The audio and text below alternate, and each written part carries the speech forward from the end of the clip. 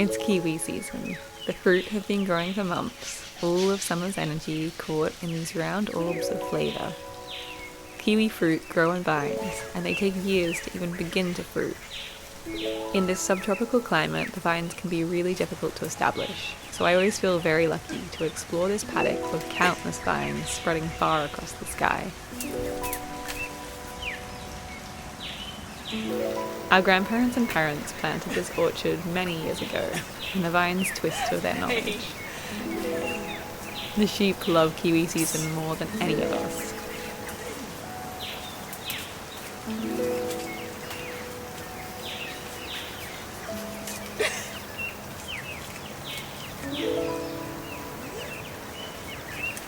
The vines are just out of their reach, so when they see me picking, they know that they can convince me to pick a few extra for them. Lanky boy, you've already had lots. You've already had so many. The sheep love this season, where their sole job is to wait under the kiwi vines, and when a ripe fruit drops, they gobble it and eat it as fast as they can. Oh no, they're all here. They leave no fruit for the bats or the flies, and because of this, it encourages the pests to stay away. I don't know if they understand their important role, or if they just love fruit.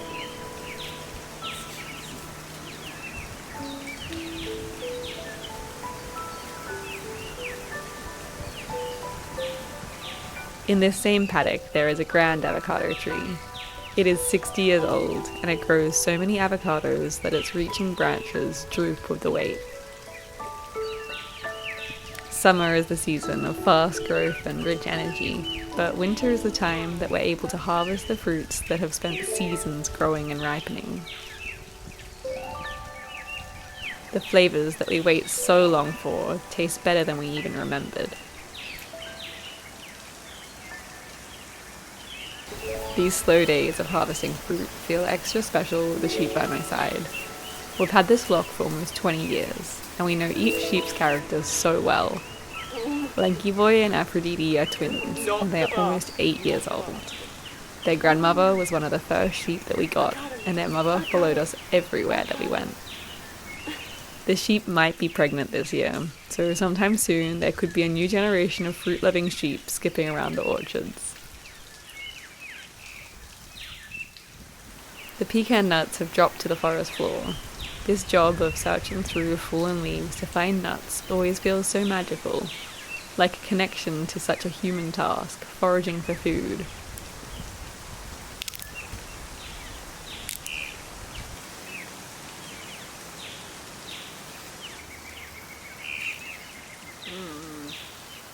Perfect.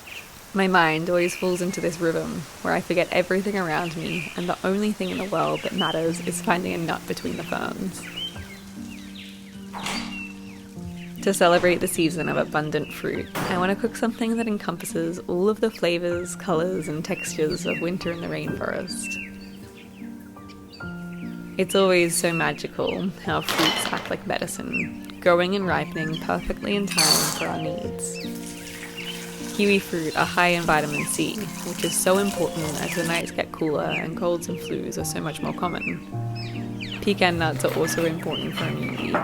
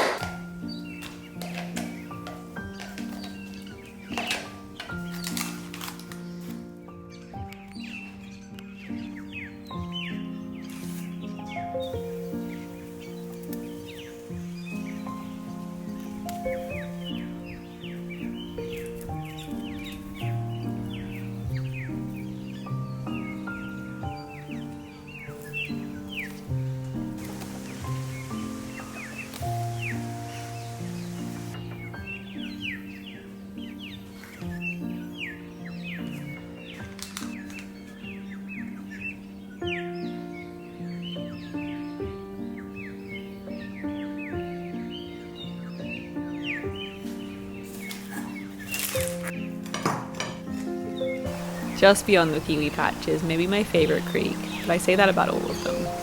This one flows from the mountain, so big smooth boulders line the waterway.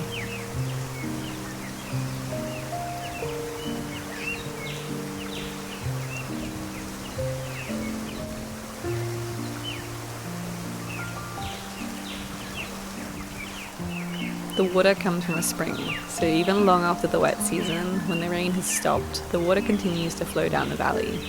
I come here to draw and be inspired by the changing season.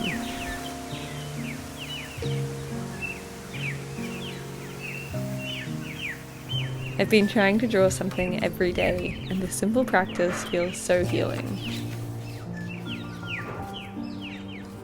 We wrote a book that tells our story of returning to a life lived in harmony with nature, and in it, we share all the secrets of how to live a creative life.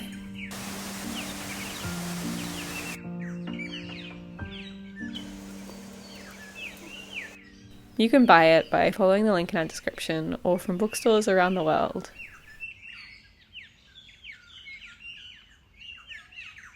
We have been so inspired by different practices of creativity and pushing ourselves to experiment with crafts that we haven't tried before.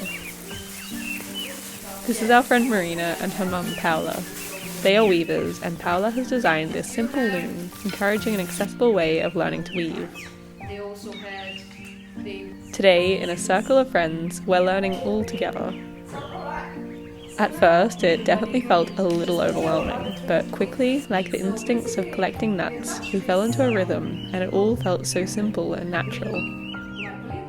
We all connected our warp threads to the centre of the circle, then threading them through our loom.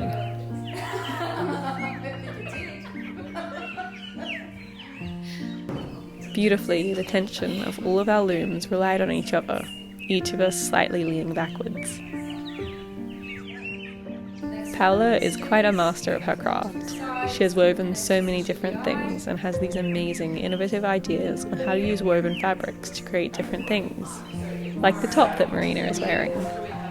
Paula's passion and knowledge is so inspiring. Particular way of doing the twining technique, and then that holds all the work together. It doesn't let you fall, so you had it over there as well. And then the fringe became a feature. In the top they're free, but here they are. But even this is just a little bit of weft that has just been left, and it's still cool.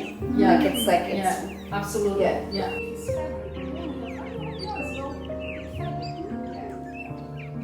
Because it costs so much.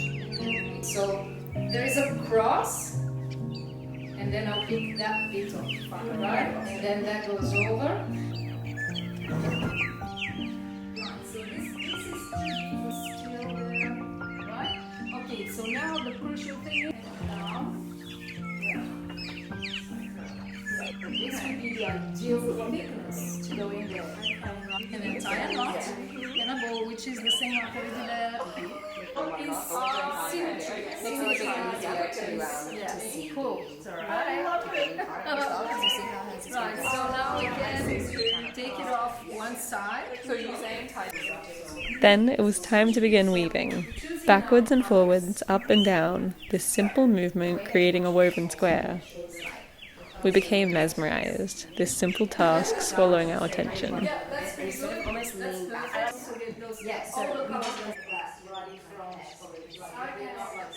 So the thing is that when a person has full control of moving the body backwards like that, they can then, you see, you can see that this is a problem. That's what makes it wonky when we are setting up, that we don't stay still. Yeah. As artists, for Julia and I, creativity is the most meaningful thing, and I'm always looking to understand different crafts and gather different skills.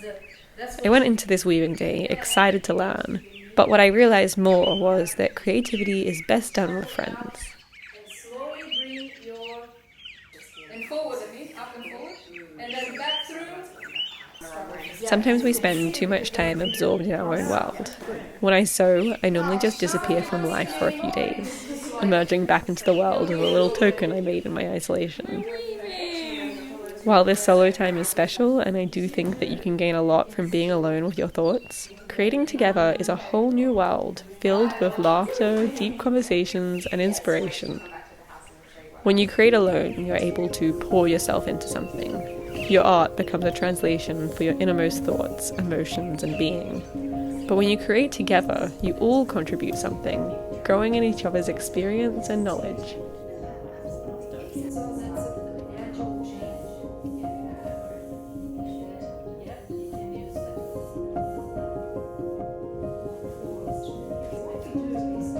That's why it's how to understand the dynamic between both can come to the middle. Can do now or later. Let's say that when you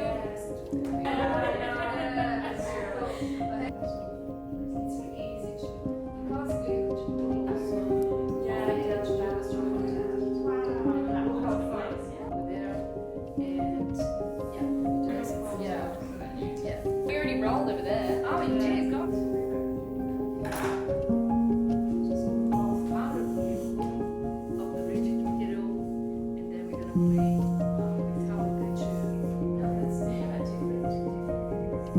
Weaving, we're coming back in again to the circle. So there's this breathing. Yeah. Wow.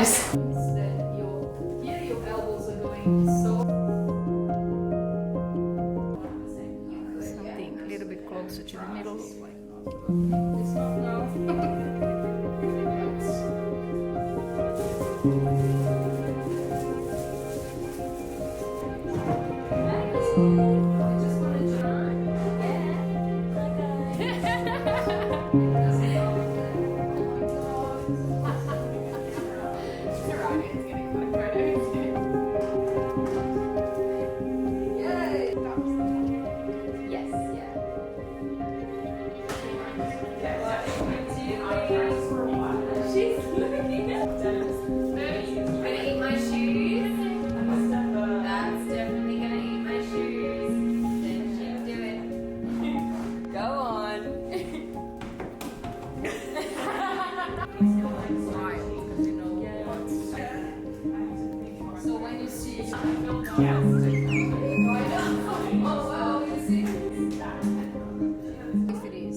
Maybe I'm wrong. I don't know. I just know that it's old. It's not as good as those. Let's say it would be the back.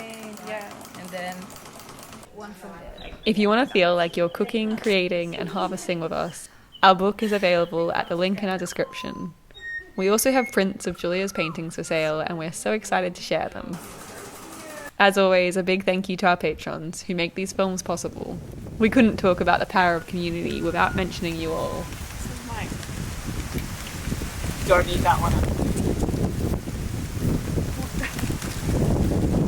Avocado things are poisonous. Please don't.